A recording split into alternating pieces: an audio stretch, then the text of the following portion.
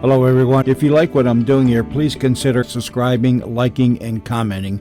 It would really help the channel out quite a bit. Thank you very much.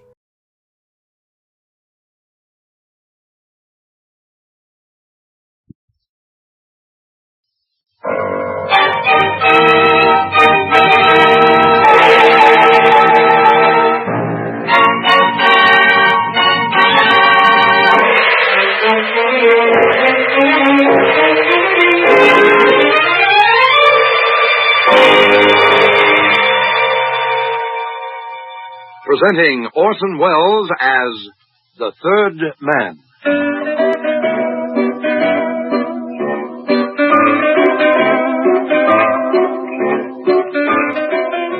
The Lives of Harry Lime. The fabulous stories of the immortal character, originally created in the motion picture The Third Man, with zither music by Anton Karas.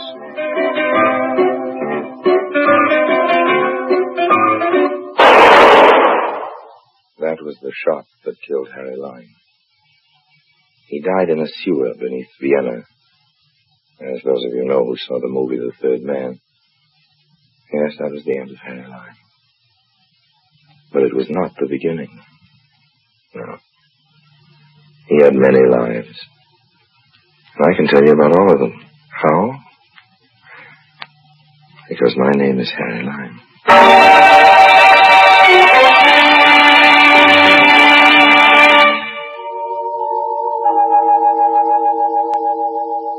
A diamond as big as a hen's egg.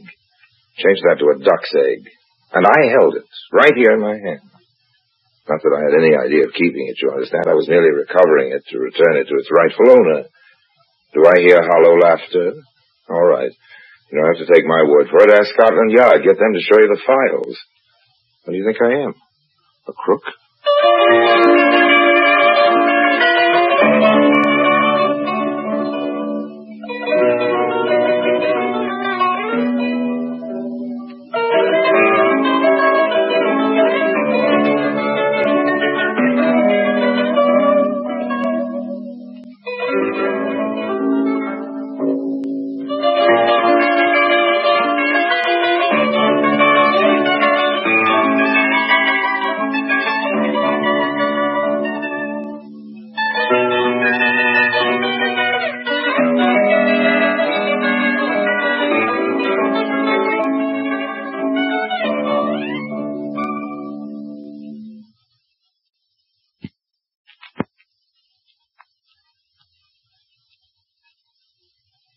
And now, Orson Welles as Harry Lime, the third man, in The Bohemian Star.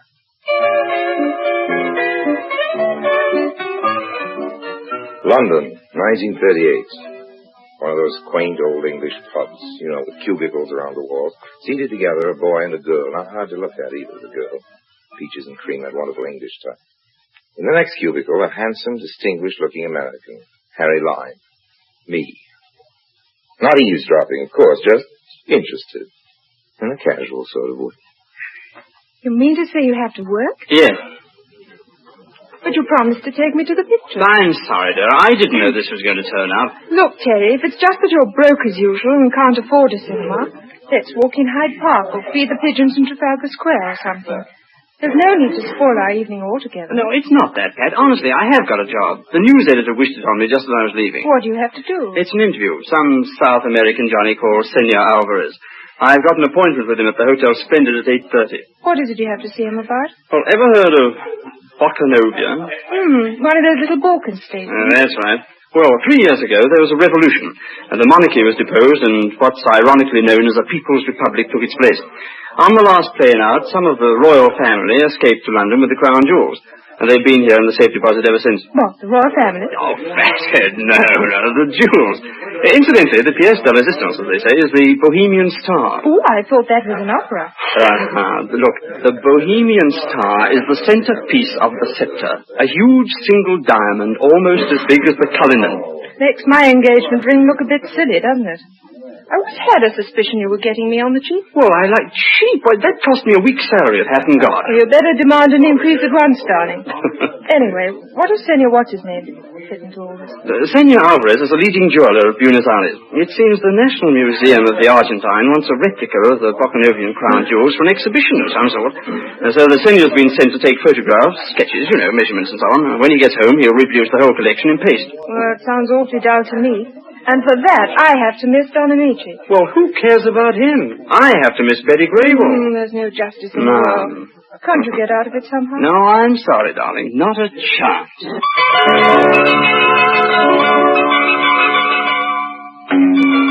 I've always had an interest in jewels, purely academic, of course, particularly diamonds, particularly big diamonds. My night was free, I was feeling in a benevolent mood, so I did what anyone might have done.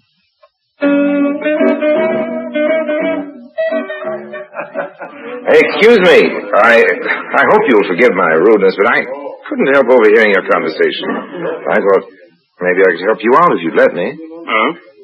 Perhaps I'd better introduce myself first. My name's Paul Atkinson. Paul Atkinson? Not the Paul Atkinson of American Associated Press. Well, I do an occasional stint for the AAP. Oh, gosh, I read your articles every week. I'm Terry Freeman of the Clarion. Glad to know you, Terry. This is my fiancée, Miss Pat Weston. Hello, Pat. How do you do?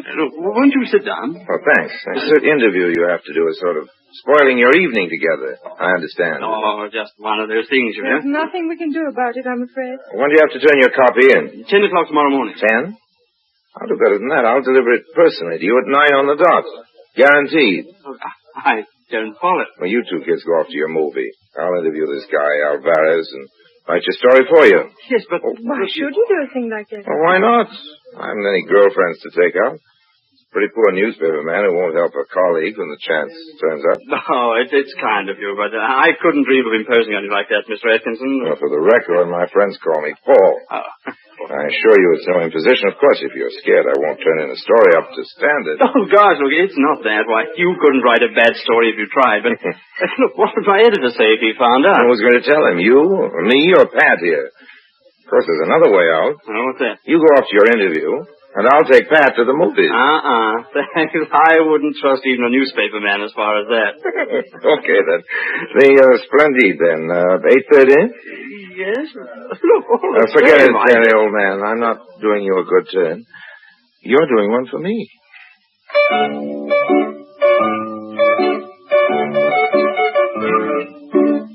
On the dot of 8:30, I pressed the bell to Suite C, 3rd floor, Hotel Splendide. I hadn't figured out any plan of campaign, you understand. This was just a sort of preliminary survey. Smooth South American type introduced himself as Alvarez and invited me in. We drank each other's health, and then we settled down to business. I am not very accustomed to be interviewed, Senor Freeman. What is the procedure? Oh, it's easy. It's easy. I ask the questions, and you answer them. I will do my best. Well, now, your job is to work out the precise measurements, as I understand it, of the jewels and their settings, so you can make exact replicas for the museum. Is that right? Partly. But you understand it is much more than a matter of mere measurement. Oh, yes, I guess it must be. There is the color of the various jewels, for instance, and some of the settings are of extremely intricate filigree. Tell me, senor, how did you fix it to gain access to the jewels? It was necessary for me to make formal application to the Bohemian Royal Court in Exile. And you found them cooperative? Well, naturally, one does not expect these favors for nothing. Oh, yes. There will be a certain, how shall I put it, financial adjustment. Yes, I see. Well, how long do you figure the job will take you? I hope to complete it in a month. How long have you been on it now? Just a week. What's the routine? The routine? Well, I dare say there's an armed guard and so on. Oh, but of course, that is inevitable. The Bohemian star alone is worth £500,000. Yes, that's $2 million. Who provides this guard? The insurance company. There is a room at the safe deposit. And each morning, the item I require is taken in there, and I work them. Under observation? Yes. There are 2 detectives who never take their eyes off me or my secretary. So you have a secretary, too? Yes, Manuel Orizza. He should be here soon, so perhaps you will meet him. That's fine. Now, tell me, senor, could it be arranged for me to come along one day and watch you actually at work? I cannot say as to that. Make a much better story, you know. Perhaps so. But it would be a matter for the Bohemian authorities. Okay.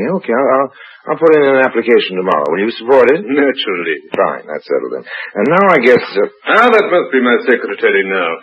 I am in here, Manuel. Good, everything is fixed, Pedro. That very obliging gentleman, Senor Meyerson, has finished the paste copy of the Bohemian Star, and I have it with me now.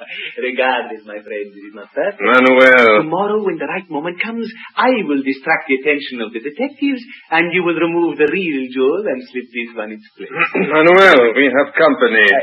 You fool! To talk like that. But how was I to know? Who is this man? One of Meyerson's? This is a gentleman named Freeman, a reporter from the Evening Clarion. A reporter? Well, thanks very much for the interview, senor. Now, if you don't mind, I think What is your hurry? Well, I have to go on back to the office. You can wait a little while. Let me pour you a drink. Oh, no, thanks very much, Roman. I think Sorry, I can't stay. I think you'd better, senor. This gun is loaded. Well, what's the big idea? You do not think we could let you go after what you heard, eh? Well, now, wait a minute. I'm not the sort of guy who goes around shooting off his mouth. I can keep quiet. It is my intention to see you do keep quiet. Oh, it is? There are ways. Or how? Such as, we could kill you. Yes. I suppose you could, but you won't. What makes you so sure? These walls aren't very soundproof. The shot would be heard. I have a knife. Okay, you could kill me with your little knife. Then what? How do you mean? Having an odd body lying about the place, that proved to be a little embarrassing, don't you think? You could never conceal one in here. You couldn't risk getting it out without being caught. There would be certain difficulties, I So admit. it looks as though you'll have to trust me after all. Doesn't it? Good night, gentlemen. One moment, senor. There are other ways. Oh? What, for instance? Well, this. What? Oh! Manuel, I have told you before, I detest violence. That should keep him quiet for a little while. You know, I've been thinking, why should a reporter on an English newspaper be an American? I dare say it does happen. Yes, perhaps so, but you must admit it is unusual. What are you looking for in his pockets? Papers. A letter. There, what did I tell you? It is addressed to Harry Lime. Harry Lime? But you know the But name? of course. So does every police department in the world. You mean? I mean that compared with him, we are amateurs. So that's it, We eh? must do something, Manuel. I know. I will drive the car to the back entrance, and we will take him down the back stairs. Like he is now? Why not? We will be seen. If we will say he's drunk, then we'll drive him to the country and dispose of him. As he himself would say, take him for a ride. Don't be foolish. There will be no killing. But surely... We are jewel thieves, not murderers. A man like Lime would have powerful friends who would stop at nothing to get even with us. Besides, this is England. What is that to do with it? There is an institution here known as Scotland Yard. Extremely efficient, I understand. I have no wish to die with a rope round my neck, even if you have. Very well. You make a better suggestion. All right. We steal the Bohemian Star tomorrow, right?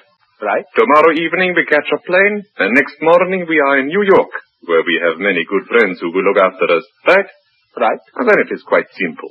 All we have to do is to keep our friends here quiet for a day and a half.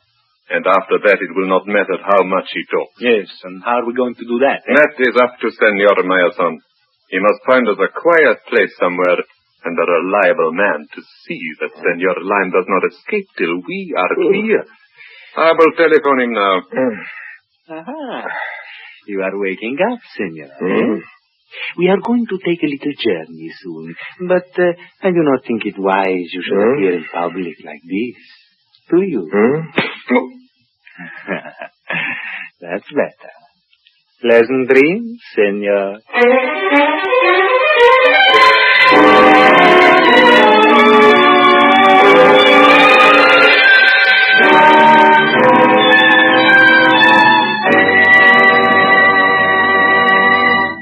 Orson Welles returns in just a moment as the third man.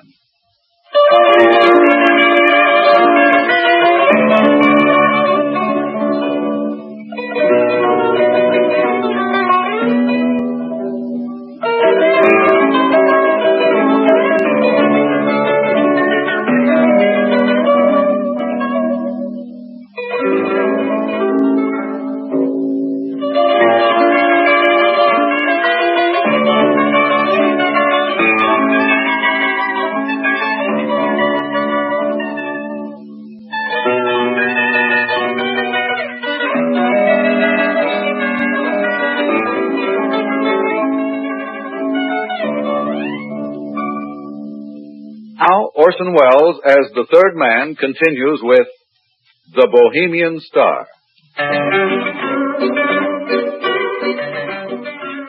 It was early morning when I finally came to. My jaw ached where Horitza had clipped me, and I had the great granddaddy of a hangover. Ooh. I lay still for a while, and then took a sort of tentative look around. The room I was in was small, had a sort of shut-in feeling. Then I saw something else. A man. One of the biggest, toughest, ugliest characters I'd ever clapped eyes on.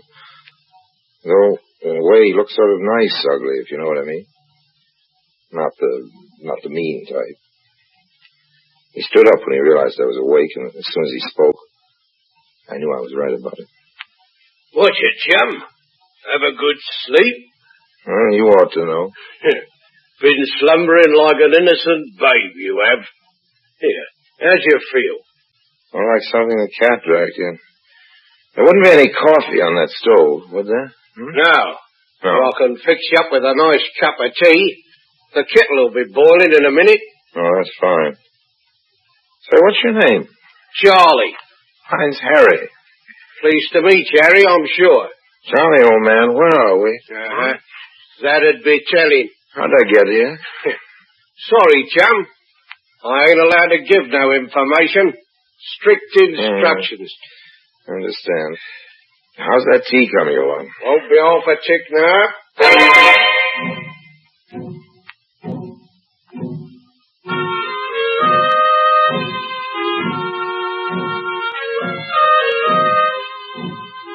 I slept again afterwards. It's going on from midday when I woke. Charlie had some food ready. After we'd eaten, he suggested a game of cribbage to pass the time. I disapprove of gambling, except maybe poker for real stakes with a few aces up my sleeve, but my only hope was to cultivate Charlie. Thank goodness he was no hothouse flower, so we settled down to play. After about an hour, I judged the time for action was right. 15-2, 15-4, a pair 6, and one for his knob 7. Puts me out. That's a sprat you owe me. A sprat? Yeah, a tanner. 6pence. Oh, well, here you are. Sure. Your deal. Oh, sure. Look what I've done. Spilled them all over the floor. That's all right, chum. I'll pick them up. Thank you, Charlie. Oh! Thank you. One more for luck. Sorry, Charlie, old man. You're a nice guy.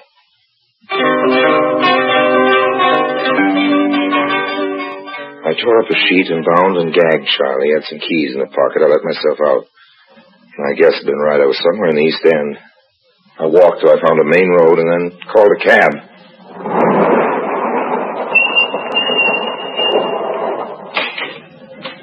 Where to, Governor? Hotel Splendide, and I'll double your fare if you get me there in 15 minutes. Right, hang on.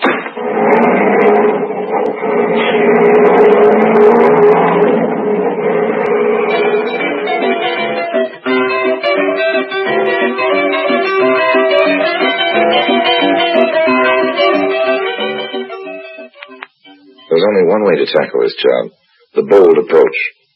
At the Splendide, I went straight over to the desk and asked for Senor Alvarez. Sorry, sir, he's not in at present.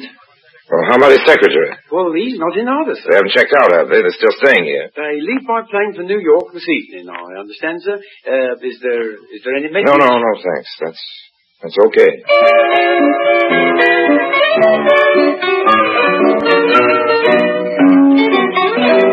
So they hadn't made the snatch yet. I had no idea where the safe deposit was, so all I could do was wait. Found a spot where I could keep out of sight and watch the elevators at the same time. An hour passed. An hour and a half. And then, there they were. As their elevators started to rise, I took the stairs 3 at a time. I reached the 3rd floor just as the door of their suite was closing behind them. I wanted that Bohemian Star. Nothing greedy, you understand, but now or never. Gun in hand, I pressed the bell. You! Good afternoon, gentlemen. I wouldn't reach for a gun if I were you, nor you, Horitza. Unless you've a wish to commit suicide, just keep your hands up. Well up. That's much more sensible. How did you get here? I got here by cab, if it's of any particular But, Senor, interest. Oh, Charlie. Don't worry about him. He'll get over it. Come on, let's go into the sitting room, have a nice cozy talk. After you, senor. And you. It's more like it. All right, chums. The Rock. The Rock? The Diamond, the Bohemian Star. But you're mistaken, senor. Oh. We have not got it, have we, Manuel? Oh, no, there must be some misunderstanding. The only misunderstanding has been so far was in you fellows mistaking me for a sucker. Step over here towards me, Oritza. What, me, senor? Come on, do as you're told. Now turn your back. Keep those hands well up. Nice, efficient little piece of ironmongery you've got. I'll have that, if you don't mind. But no diamonds. Okay, you're next, all right? But I assure you, senor, I give you my word of honor. And what's this? Your word of honor? Quite a hunk of stone, isn't it? You won't mind if I take charge of this, I'm sure. Senor, let us talk. What more is there to say? We made a mistake, Manuel and I. We admit. Considering I have the stone and this gun, that seems rather obvious, don't you think? What I mean is that we made a mistake when we met last night, not inviting you to join us in this enterprise. Oh, what gives you the idea that I might have joined you in this? Harry Lime, are you not? Correct me if I'm wrong, but surely our object in this case has been the same, to obtain the Bohemian Star. Our object, maybe, but not our purpose. You speak in riddles, senor. Oh, no, not at all, old man. You stole this jewel for your own enrichment. I've taken it from you now to return it to its rightful owner. Its rightful owner? You will pardon us if we smile, senor. You don't believe me? Okay, sit down, gentlemen. I have a little telephoning to do. Hello? Operator, get me Whitehall, 1212. That's Scotland Yard. You do not mean that you are going to telephone. Senor, put down that telephone before it is too late, eh? Let us make a bar. Hello? Is that Scotland Yard? It's all right, Mr. Lime. You needn't bother with that call. Now, what's the idea? Who are you guys? I'm Detective Inspector Marsh, and this is my assistant, Sergeant Andrews. No, not so fast. How do I know you two are on the level? Oh, here's my warrant card. Oh, glad to know you, Inspector. Yes, this all seems annoying. Sorry I sounded suspicious, but, you might have been a couple of crooks, too.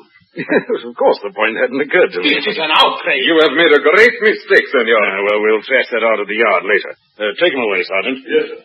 Come on, you two. Well, I'm certainly glad you turned up when you did. I can't figure out how you got in so quietly. My ears don't miss much, and I'll swear I never heard that front door open. Well, of course you didn't. We've been here all the time. Here, in this actual room? Yes, behind those curtains. Well, I'll be darned. And what's more, we've a friend of yours. You can come out now, Mr. Freeman. Hello there. Terry. I don't get all this.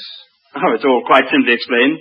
When you didn't turn up this morning, I got a bit worried, so I phoned AAP, and they told me Paul Atkinson was in Malaya. Then I went round to the yard and gave the whole story to Inspector Marsh here. And you figure there must be some dirty work, huh, Inspector? Well, it did seem that something odd was going on. And doubly odd when I rang the Argentine embassy, and they denied all knowledge of Alvarez and Oritza. So the management let us in here while they were away. We were just about to announce ourselves and find out what was what, when the doorbell rang and you came in. So you figured you'd wait a while and see what happened, is that it? Exactly. I say. What is it? Just as well I'm not a crook, isn't it? I mean, if I tried to get away with the Bohemian Star instead of phoning the yard, I'd have found myself in a lovely jam, wouldn't I? Well, I shan't pretend we didn't suspect you for a while, Mr. Lime. But we know now that you're an honest man. That's all right. It's not everyone who'd risk his life the way you've done. Oh, that's okay. And here, I guess you better take this stone, Inspector. I'll be glad to see the last of it. Oh, thanks. Of course, you realize there'll be a reward. Oh, no. Please. But my dear fellow, there's no more than you're entitled to. Don't you agree, Mr. Freeman? Oh, certainly. I'll see the matter's taken up with the Bokanovian authorities, and you'll hear from them in due course. Well, if you insist, though. After all, I was only doing my duty. And Terry, I really did intend writing that story for you. I'm sorry I slipped up on it. Hope you didn't get into too much trouble with your news editor. Well, there was a bit of a row, but that's all right. Oh, it will be, old man. It will be. Just wait till he sees the story you've got for him now.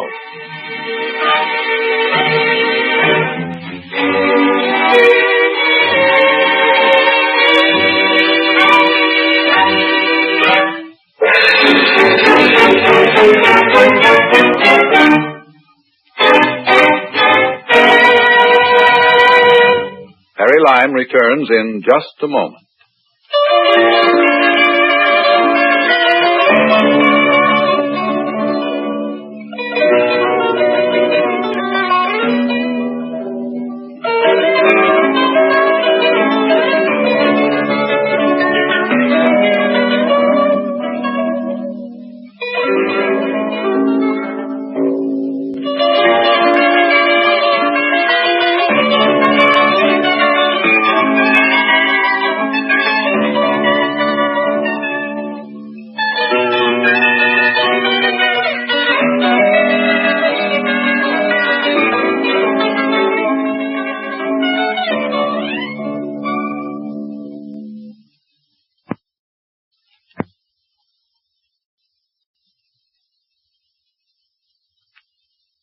And now, Harry Lime.